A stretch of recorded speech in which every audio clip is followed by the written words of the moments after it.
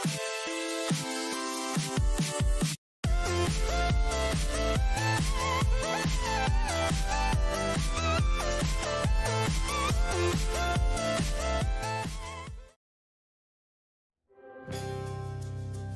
guys, EnteR ChazmaN here.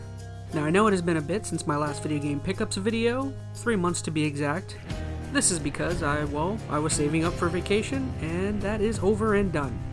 But just because I've been refraining as of late to spend too much, does not mean that I haven't made any pickups at all in this time frame. So without further ado, let's go ahead and talk about what games I picked up in the months of March, April, and May. To kick things off, I picked up a copy of the original Darksiders for the Xbox 360. It's a hack and slash adventure game that was developed by Gaemz and published by THQ. I didn't get an incredible deal on it, mainly because I just kind of picked it up at a local game store, just looking to kind of fill up a spot in my 360 game collection. I paid $5 and it retails at around $6. Now I have played both of the original Darksiders games, but I do think down the line maybe it'll be fun to revisit the games and perhaps do a video covering them. What do you guys think? Feel free to comment down below. I also added a copy of Sleeping Dogs for the Xbox 360. It's an action-adventure game that was developed by United Front Games and published by Square Enix. I picked it up from a pawn shop for $2 and it's retailing for about $7. This does continue my lucky streak of getting games from local pawn shops, of which as of late have definitely been my go-to for picking up games for decent prices. Now I have played this game before, but if this is a game you guys think you might want covered, feel free to let me know. Next up, I picked up a copy of Ninja Gaiden 3 for the PlayStation 3. It's a hack and slash that was developed by Team Ninja and published by Tecmo. I also picked this up from a pawn shop for $3 and it's retailing at about $13. Now I don't recall ever having played a Ninja Gaiden game, but as far as I know these games are really well known for their extreme difficulty. And if this is a game you guys think you might want to watch me stream, or if you just want a video done on it, feel free to let me know down in the comments. I picked up a copy of Dragon Ball Raging Blast for the PlayStation 3. It is a fighting game that was developed by Spike and published by Namco. And same thing as this one, I got it at a pawn shop for $3 and it's retailing at a very nice $25. I know for a fact that I have never played a Raging Blast game, but I absolutely love the Dragon Ball Budokai series, so if you guys think this is very similar, then feel free to comment down below, and perhaps sometime at a later date it's one I definitely want to check out. I picked up a copy of Mario and Rabbids Kingdom Battle for the Nintendo Switch. It's a turn-based RPG that was developed by Ubisoft and published by Nintendo. Now I did pick this game in a bit of a sale along with another game that I'll talk about here in a second. I picked it up for $8 from a local GameStop and it's retailing at about $15. I did beat this game when it first came out a long time ago, and then of course I traded it in, but now that I have it back, I don't know if that's something you guys might want to see me play through or do a video and cover. Feel free to let me know down in the comments. Next up, I picked up a copy of Trials of Mana for the Nintendo Switch. It's an RPG that was developed by Xeen, that is Xeen, and published by Square Enix. A buddy of mine picked this game up for me in some sort of deal that he found online. It retails at about $22 and I guess I paid $20, which honestly isn't that bad for a brand new game. Now I know absolutely nothing about the Mana series. I do have Secret of Mana for the SNES and Collection of Mana for the Switch along with this game. So I admit I do love RPGs, and if this is a series you guys think you might want me to cover, feel free to let me know. Being one of my favorite games in the last 5 years, I absolutely had to pick up a physical copy of Hades for the Nintendo Switch. It's a roguelike that was developed and published by Supergiant Games. I got this game from a local game store for $30 and it's retailing right now at about $34. Now I have played and most definitely completed this game, but if you guys are interested in a video of mine covering the game, click on the link above leading to my review of Hades.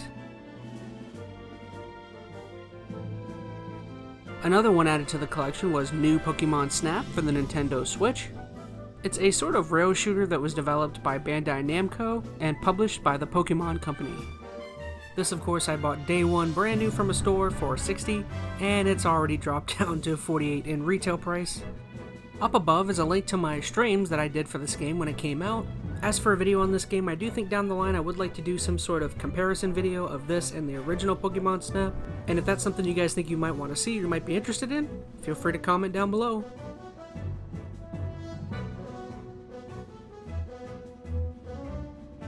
Next up, I picked up a copy of a game called Tribes Aerial Assault for the PlayStation 2. It's a first-person shooter that was developed by Inevitable Games and published by Sierra Games. As for where I procured this game, I got it off a buddy of mine for $1, and it's retailing right now at about $7 or $8. This game for me is actually really interesting, mainly due to the fact that it's a game that I've, up until this point, never really heard of. So yeah, weird, wacky, first-person shooters. I definitely think at some point you can expect a video or stream done on this game. I added a copy of Legacy of Kain Soul Reaver 2 for the PlayStation 2. It's an action-adventure game that was developed by Crystal Dynamics and published by Eidos Interactive. This is another one that I picked up off of a friend for $2, and right now it's retailing at about $20. In all honesty, this is another franchise that I've actually never played in terms of the Legacy of Kain series, so this is definitely one that I think down the line I would like to play and cover for you guys. If that's something you would like, feel free to let me know. In super exciting fashion, I added a copy of Def Jam Fight for New York for the PlayStation 2.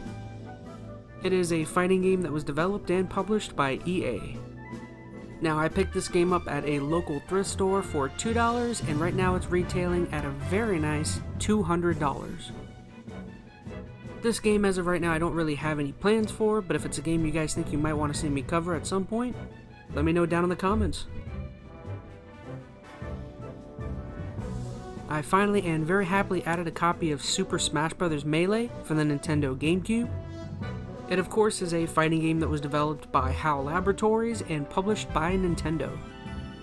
A buddy of mine found this game at a thrift store for $1, and as only a good friend would do, he sold it to me for $1.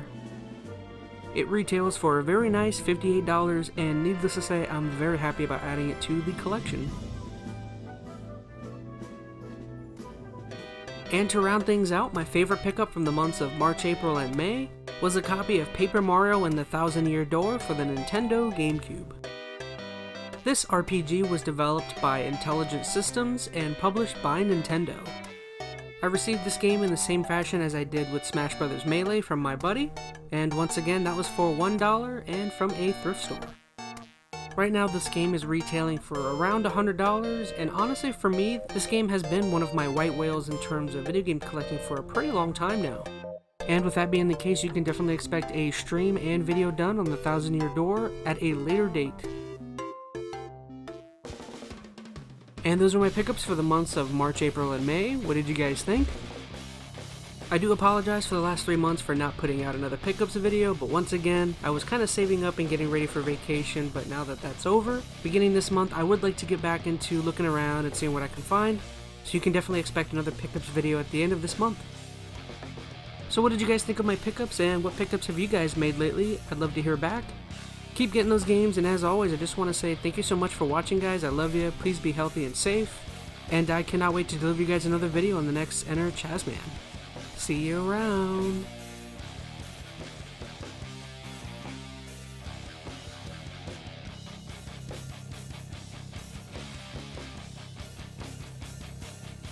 Hey now, I see you made it through the video and liked or even possibly loved it. Well, if you want to see any more additional content or you'd like to get into contact with me, consider checking out some of my social medias right here. And if you'd like to go above and beyond and want to support my channel monetarily, here is also a couple places where you can do so. And if nothing else, simply liking, sharing, and subscribing would make me the happiest ChazmaN on the planet.